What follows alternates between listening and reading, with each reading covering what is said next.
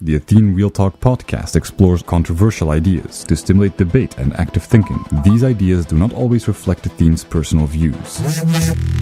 Welcome to the Athene Real Talk Podcast. He has been called the best gamer in the world, hands down. World-famous gamer and philanthropist Athene. Gaming for Good, it's called, has raised more than $20 million. Using his notoriety to raise money for charity. On activism, science, culture, and self-development. Proud to have him in the studio today. I would not want to take you on in a video game. Let me try to talk about an insight, one of the later insights that can maybe help some people. And it is that if you reflect on the emotions that steer you in a certain direction, whether it's fear or guilt or shame or anxiety or basically any emotion, when you truly experience them and you find the solution in yourself. And what I mean with that is, let's say you're afraid of your safety, right? You go like, what's going to happen with me or whatever. If you truly find it that nothing can happen, that your life is not in a threat, and that you're in control, that you're not just being controlled, that you are in control yourself. Like, for example, you grow up, your parents want you to study something, and you have fear to fail them, and you don't really want to go study, but your parents tell you to study. If you really go deep inside in the emotions, if you understand that you can take care of yourself, that everything is going to be all right, if you just trust in your ability to take care of yourself, then the fear that you had about the judgment of your parents will, in a big part, fade away because you find the solution in yourself. And we have this tendency to have these negative spirals where we constantly use our attachments to compensate, to cope, whether it's our beliefs or whether it's anything. Like, we have these strong attachments to cope for these problems we face in life. But if we can find safety in ourselves on a fundamental level and we feel like everything's going to be fine, then we become more capable of directing our emotions because we are less in this scarcity mindset. Because the scarcity mindset literally hijacks your more cognitive part of the brain, your more rational part of the brain. It just hijacks it and it's just focused on your own survival on a fundamental level. And it's our ability to understand and use our prefrontal cortex that allows us to direct our emotions and to highly overcome all the noise that we face every day. The problem is, though, when I tell you this, it's very hard to get out of this noise. It's very hard to even understand what I'm saying because you first need to feel very at ease before, for many of you, you will even have the ability to use more of your cognitive parts of your brain. But I'm fully aware that me explaining this doesn't do so much. It's really a practice. It's an emotional practice. I can tell you guys that everything is fine. I can tell you guys you can count on yourself, you can trust yourself. But if you don't see that it works, right, you just start doubting yourself again and label yourself again. But it's just important to know that doubt and fear and all these things, these obstacles are something that all people have. And you can overcome them. Just like other people can overcome them, you can overcome them. But this is more emotional-oriented people that are more conceptual and are more in their cognitive part. A lot of the times they're not even aware how actually emotionally driven you are. A lot of people that are more conceptual thinking and are these intellectual constructors are not aware how much of their life is just dictated by their emotions instead. They go like, yeah, I want to do good, I want to save lives, or I want to, help people, whatever, but still they just sit and don't take any action. Not because they're evil or whatever, but they don't understand themselves what emotionally drives them. And it's their emotions that makes them sit and not take any action. And it's not because these emotions are bad.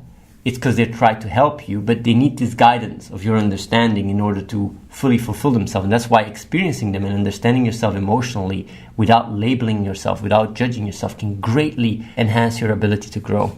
So from an emotional perspective, you need to get out of this. You don't need to, but be able to find the ease and control and safety within you allows you to be more cognitive capable and think more in concepts, which will help you greatly in directing your emotions. But on the other hand, even if you're more conceptual, having a lack of understanding of your emotions can greatly create these obstacles that make you almost like blind to your true drives.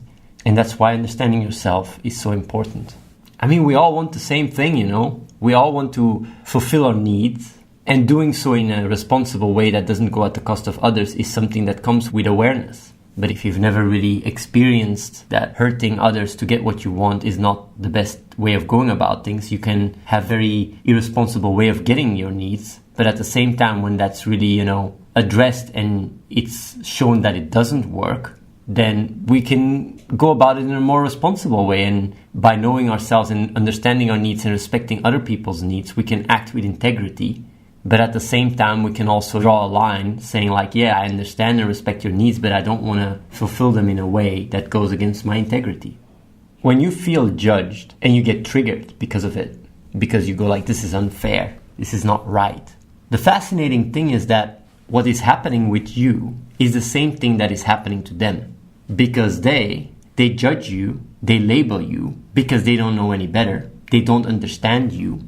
They don't understand where you come from, and they just impose their own worldview. But then you, by seeing how they react, since you don't know where they come from and their lack of understanding, you judge them back. You just get triggered. And basically, you have this feedback loop, this negative spiral that goes downward where both people do not understand each other. And how do you break that cycle is by one person actually truly understanding the other person, and rather than trying to really, shield everything off, just allow them to be who they are, accept them, show understanding, but not in a pleasing way where you just bend and do things or allow them to make you do things that would go against your own integrity, against your own way of looking at the world, but rather in a way where you show understanding and accept them, but at the same time, you also go like, these kind of patterns, these kind of behaviors are not the way to go about getting something from me for you. Because that's the thing, like when people behave a certain way or whatever, they always have this hidden agenda. Even when people come to you or talk to you, whatever, there's always a reason, right? They want something, they come to you, they try to get it. But if you in a very respectful way can really show like you want to go about it in a respectful way where you really care for their needs, but you want to do it in a way that is mutually beneficial rather than a one-way street, and you do it with respect, then you can literally show understanding for them, even look through the judgment they use on you. But at the same time, you don't lose your own integrity. It's of course quite difficult when you are in a situation where you are forced. Let's say you're still with your parents and your parents really impose things on you that you don't really fully agree with. But even then, I would say like it's about making a balance whether or not being independent and taking care of yourself and the freedom that comes with it is worth the price of the comforts that your parents provide for you. Because it's always a balance to make. But the thing is though, if you on a fundamental level understand that you don't have to be afraid of taking care of yourself, and being able to do so really makes you grow from within, you can really gain a lot of confidence and trust in that and grow quite a bit. That's why so many people grow so much when they are leaving their parents. Philip says, I think I've been projecting all my life, but I've never been able to label it before. Thanks for helping me understand the great things I can do with it. The ability to use perspective, right? To see the world through other people's eyes and to truly understand them in their world rather than your world is such an enriching and powerful skill to have. And I will explain what it is. Basically, when someone talks to me, I try to really have nothing of me and truly understand where they come from. But it's quite hard, I do it naturally, but I understand if you are not used to do it, then you really live in this single player mode where you just see the world through your eyes and everybody's NPCs. But when you use cognitive empathy, you really try to see the world through their eyes, to their single player perspective, to put it that way.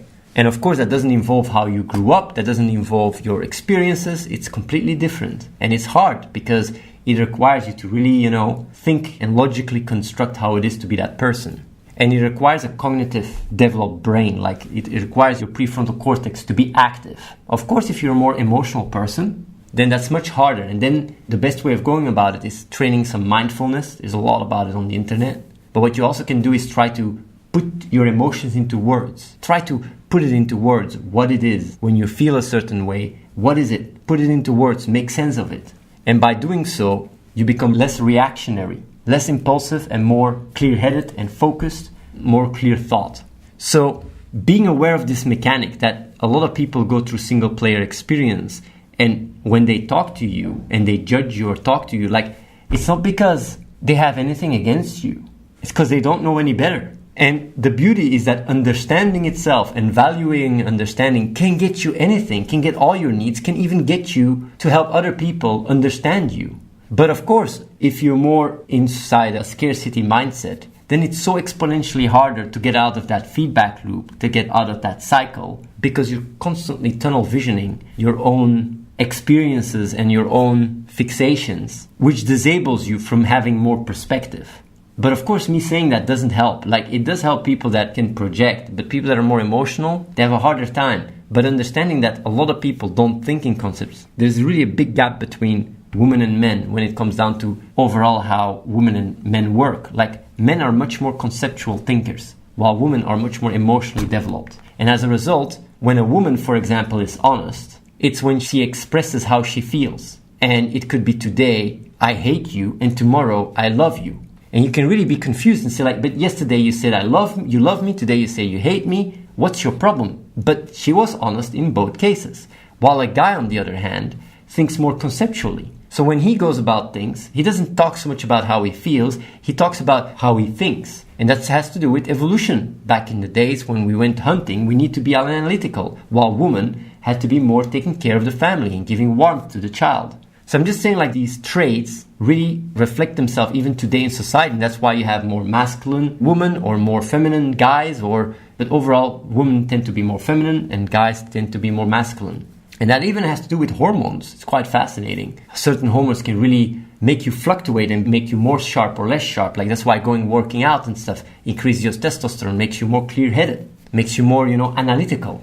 But the thing is though, like just understanding how these things work, because what I'm just right now doing is just explaining you guys these things. Understanding it allows you to be a better boyfriend. It allows you to be a better girlfriend. It allows you to overcome your fears, overcome your limitations. Understanding is crucial.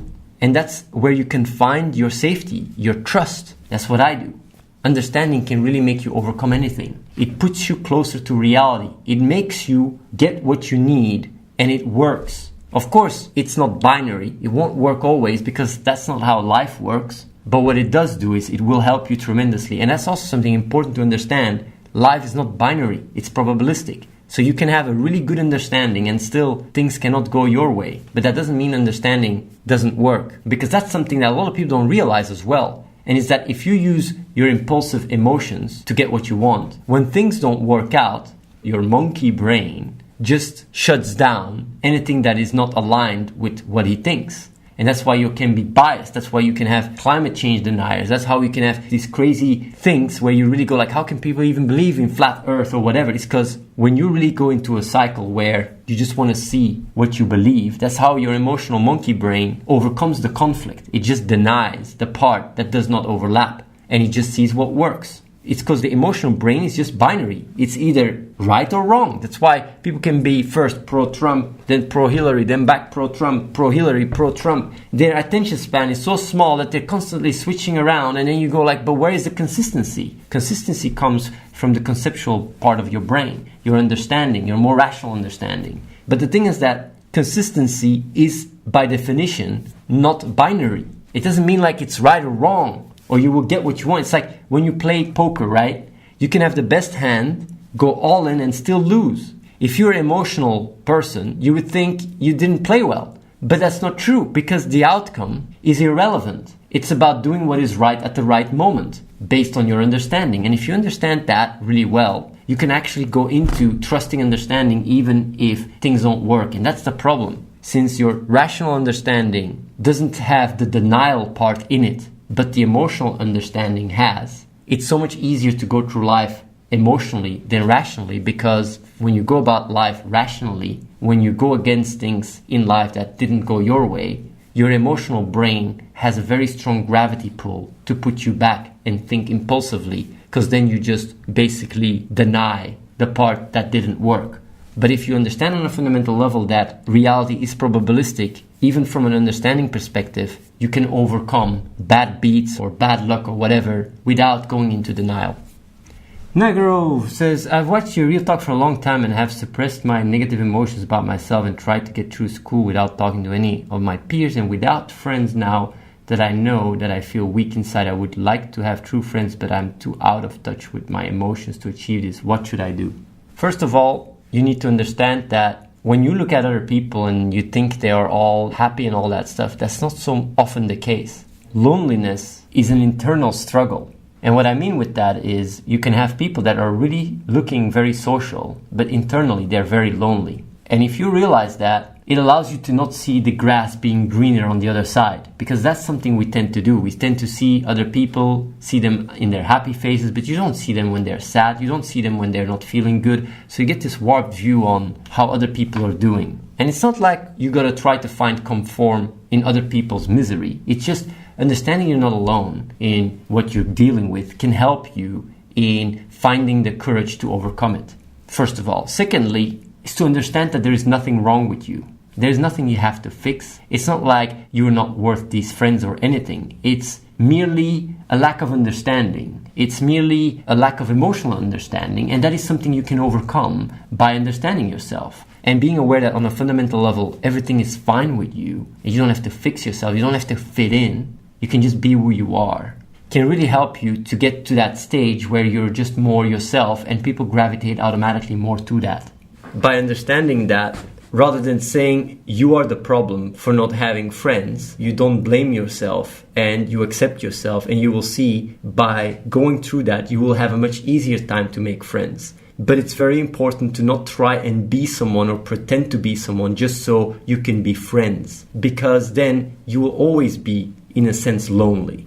Because being able to really express yourself and being truly yourself to other people really allows you to create a very strong relationship that goes much deeper than one that is more shallow. I'm just saying, like, I know that friendship and loneliness is a very big problem in society, but I can tell you that it's a symptom. It's a symptom of people not being able to be truly themselves and judging themselves for who they are and telling themselves like, yeah, I gotta do this or I gotta do that in order to fit in or in order to that. But if you can find acceptance on a fundamental level and really truly love yourself and be fine with yourself, then you will see that these friendships or just the people that gravitate more towards that kind of mindset will automatically come. And if that is not the case, because you live in an environment where things are very hard in that regards, even then the internet is big. Subscribe to youtube.com/AtheneWins. Watch the live stream at twitch.tv/AtheneLive and follow the real Athene on Snapchat.